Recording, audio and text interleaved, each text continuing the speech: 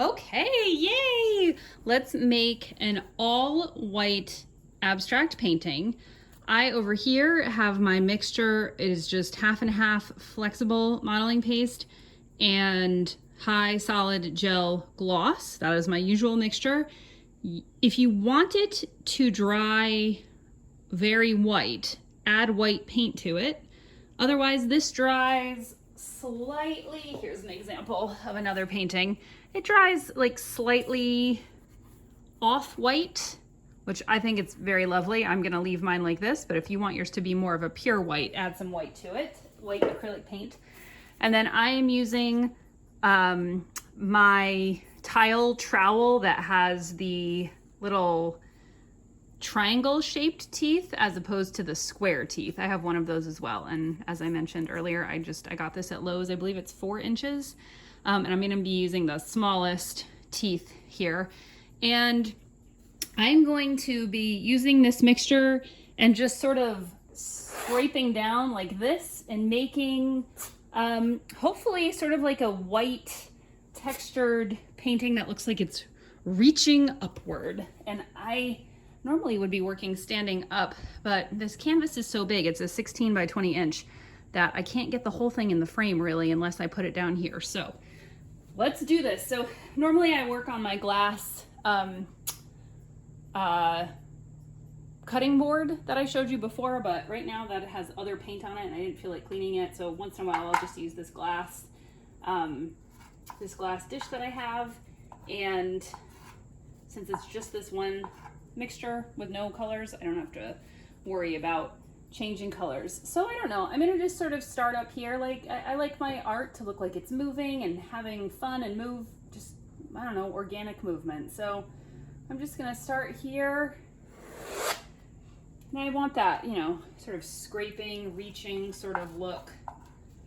And I'm kind of wiping off the edges of my tool just so there's not sort of flyaway pieces like that. I think I want this one to be kind of like that.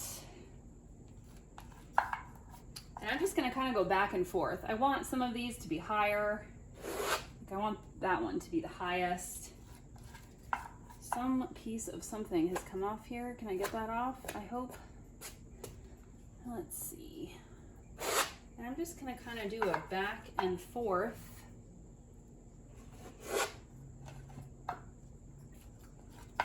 All the way down, and you can hold it more at an angle like I did there, or you can have it more sort of straight up and down. You can pull it down as far as you like. I'm gonna do some more at that angle. All right, so here I'm running into an issue where this glass dish was not completely clean. This is what happens when I rush and try to get into the next thing. So there are some random pieces of little blue paint that I don't really want in here, so I'm gonna pick those out. Okay. There's probably also some old paint stuck to this. As much as I try to get it completely clean, sometimes it's difficult to do so. Like there's a piece right there. Also, did you notice my hands are blue? I was just really excited about filming this, so. All right. That one didn't quite reach up to there, so I'm just gonna go over that one. Oh goodness. Goodness gracious with the blue pieces. Hopefully this is not happening to you because you have a nice clean working space that has no chunks of anything in it.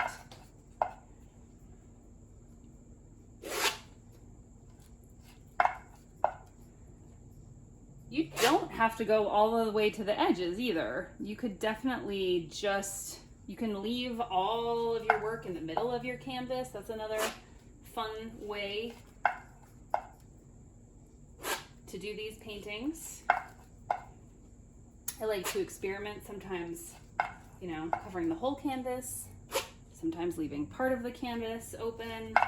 I've seen several examples online where all of the texture is just right in the middle of the canvas that I think look really cool. I have not experimented with that yet. Just kind of do my own thing, it feels good.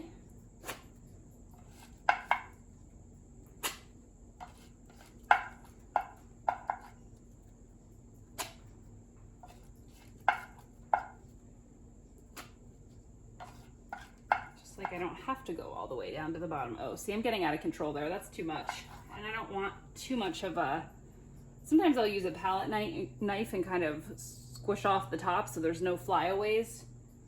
I don't mind some flyaway, but I don't want a huge amount. And the same thing, if you don't like these edges, make sure that you're wiping the paint off the edges of your tool. And you can practice holding it at different angles. You can hold it flatter. You can hold it more up and down like this. And of course, you can also, like we talked about, hold it at different angles this way.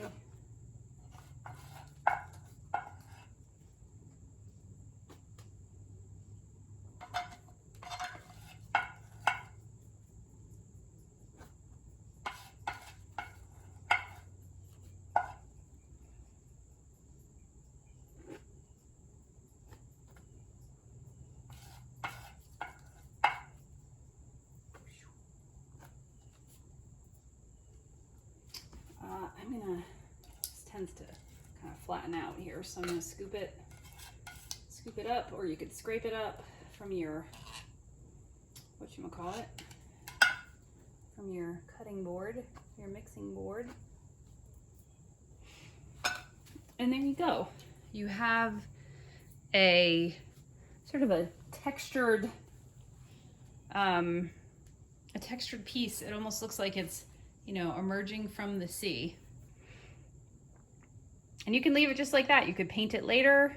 You could do it in a gradient, kind of from lighter to darker, which we'll do on another painting, or you could just leave it just like this.